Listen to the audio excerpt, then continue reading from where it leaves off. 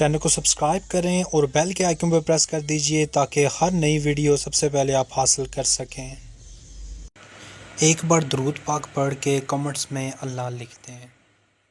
جو مالک شراب کو سرکے میں بدلنے پہ قادر ہے وہ گناہوں کو بدل کے نیکیوں میں تبدیل کرنے پر بھی قادر ہے۔ تو کہا کہ جب تم سچے دل سے توبہ کرو گے تو میں یہ نہیں دیکھوں گا کہ تمہارے دامن پہ گناہ کتنے ہیں، تمہارے دامن پہ دھبے کتنے ہیں، میں یہ دیکھوں گا کہ تم میری دہلیز پہ آ گئے ہو، پھر تمہارے سارے گناہ مٹا کے نیکیوں میں تبدیل کر دوں گا۔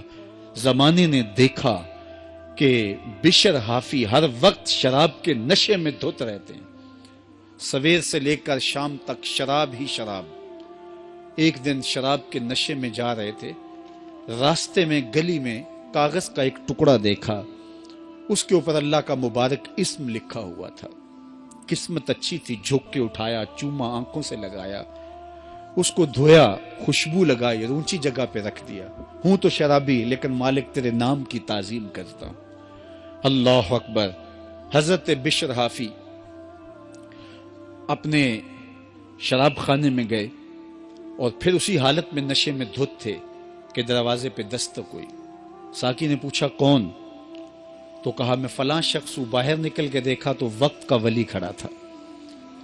کہا آپ شراب خانے کے دروازے پہ؟ کہا ہاں، بشر حافی کو ملنے آیا ہوں۔ کہا وہ تو نشے میں دھت کہیں پڑا ہوگا، مدہوش پڑا ہوگا۔ کہا اسے میں نے ملنا ہے۔ تو جا کے ساقی جلدی جلدی اسے اٹھاتا ہے۔ کہا باہر فلاں اللہ کا بندہ تیرے لیے کھڑا ہے۔ حیرت زدہ ہو گیا، میں گناہگار، پاپی، مجرم، میلا اتھرو، اور میرے لیے اللہ کا ولی منتظر کھڑا ہے؟ تو جوتے بھی نہیں پہنے، اسی حالت کے اندر ننگے پاؤں، پا برہنہ خانے کے دروازے پر آئے۔ تو اللہ کا وہ بندہ، وہ ولی کامل کہتا ہے بشر تمہیں مبارک ہو، اللہ نے تجھے اپنا حبیب بنا لیا ہے۔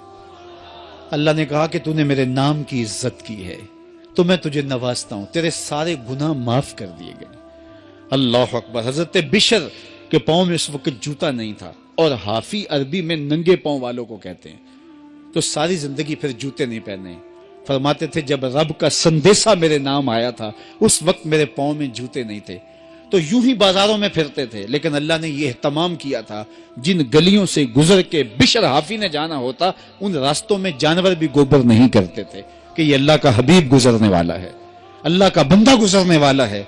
ایک دن ایک شخص کہنے لگا لوگو سن لو، بشر حافی انتقال کر گئے۔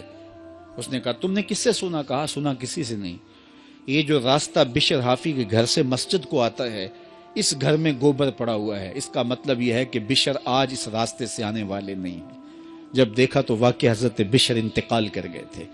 اللہ کے نام کی تعظیم کی، اس کی رحمتیں بہانہ تلاش کرتی